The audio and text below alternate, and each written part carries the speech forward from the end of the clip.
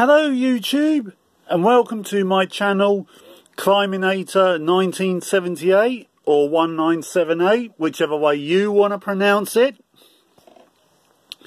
As you can see, I'm doing today's review, which is the last episode in season 2. Okay, as you can see, I'm doing today's episode without my tripod, because I couldn't get a good position for my tripod today. And I do apologise for my hair being a bit skewiff. Right, now the film I've picked for today's review is a fairly unknown, in fact it's a very unknown film. It's a horror film based on one of Stephen King's short adaptations, one of his short stories that was originally written in one of his 1988 anthology books.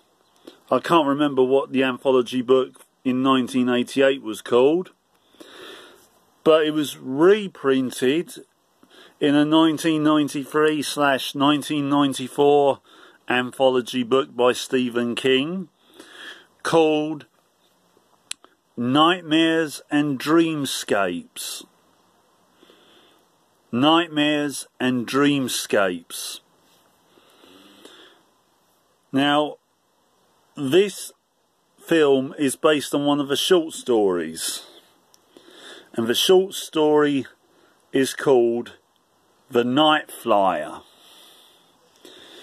And obviously the short story was released in 1994 with the anthology book, and the feature film shown here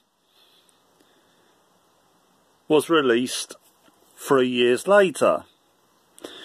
Now the film, the production of the film itself has a little bit of a story to tell, but I'll try and be as brief as I can. Basically, Paramount Pictures was to originally theatrically release the film in 1997. But then they realised that their theatrical release slate for 1997 was pretty much full, and they couldn't quite, for some reason, or at least they couldn't quite fit it in for the 1998 release date that they wanted to try and delay it to. There was some kind of money issue, I think, where the money investors from the European companies, that's what I've heard on some reviews on YouTube, and I think on IMDb. Anyway, they decided to not hold back, right, the initial release date. So it went onto the film The Night Flyer went onto the channel HBO.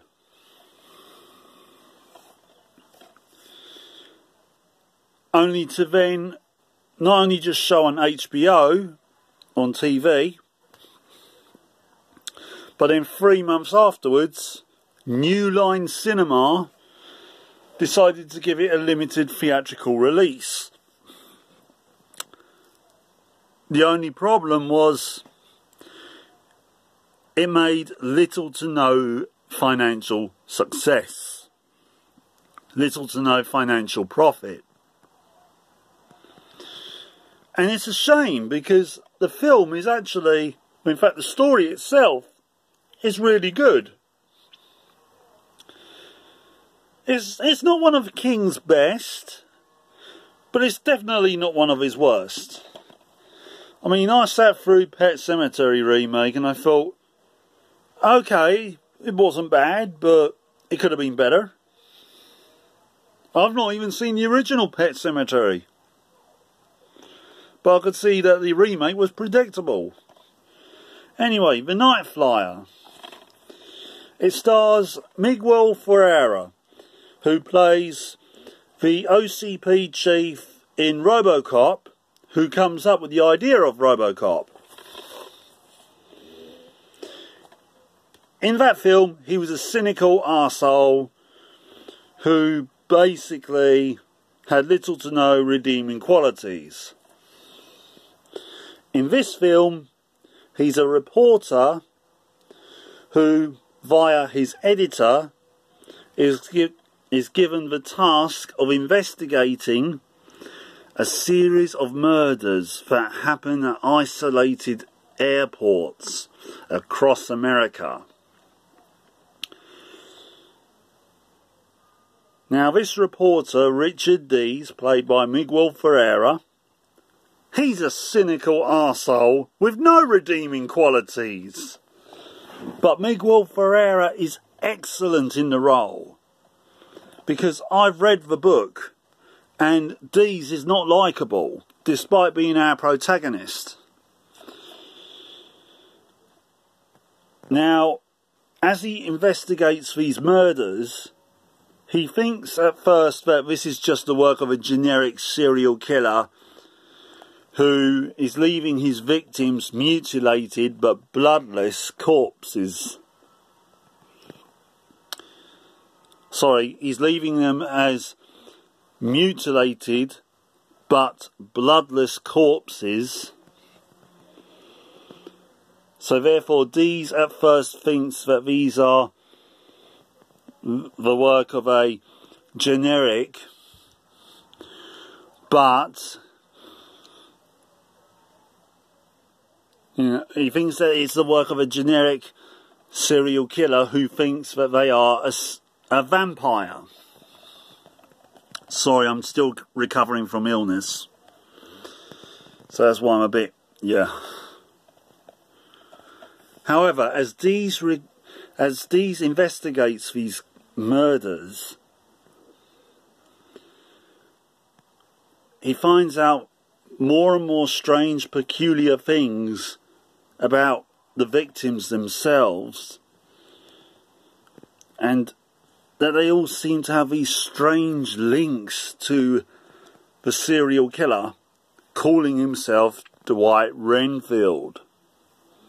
Now, this killer, he's flying around in a small private plane, a Cessna Skymaster, landing at these airports, and he's somehow able to hypnotize these victims and drain the bodies of the blood.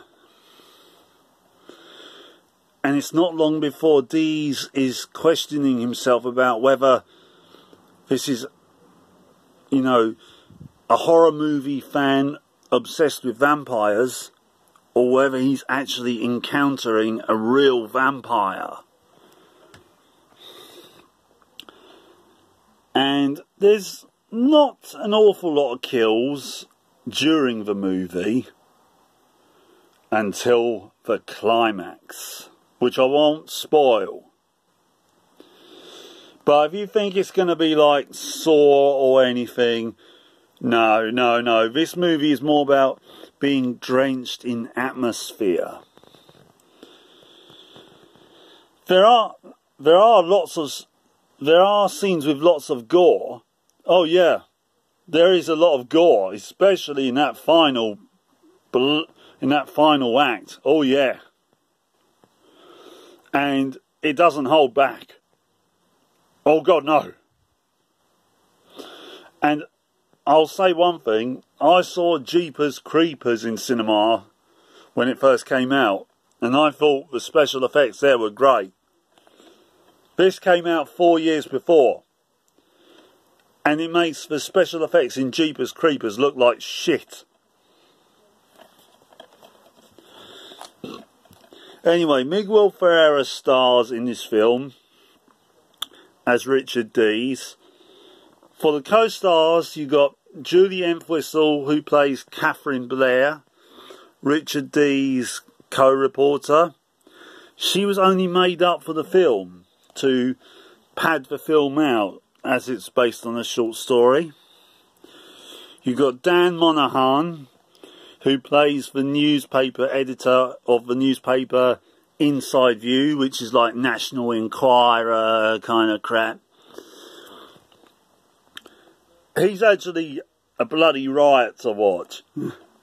He's really funny at the dark humour kind of angle of the film, where it pokes fun at how seedy the media is.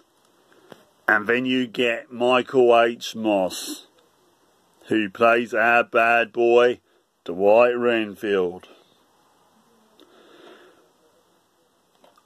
There's not really any jump scares, but there's a lot of suspense. There are, there are even plans to make a sequel, but because of the lackluster box office returns of this, it didn't happen. And it's a real shame, because this is definitely along the lines of what you can get with films like The Conjuring, and it's really not just a film about Dwight Renfield, it's also a film about Dees and his inner depravity and what he will do to get top story. It's really a story about just how seedy the media can be, the vultures that they are. Basically, it shows that Dwight is a vampire, spoilery alert, sort of, in physical form, and Dees is a vampire in the form of the media. I would give this a 10 out of 10 when it comes to the world of horror movies, because this is a great film. If you're going to get this, I would suggest getting the version I've got. It's only about 1 minute. It's the director's cut, by the way. And all it has is like a few extra shots of gore and a few extra lines added. It's only about 1 minute longer than the main DVD release. But, if you're completionist, you'll like it. If you get the standard DVD, you'll still have a good time. And it's definitely one of the better King adaptations. It's not like Rose Red, no, which I found to be tedious. Anyway, feel free to like, subscribe and comment down below, and I will see you all again when it comes around to season 3. And I hope you enjoy this video. Bye!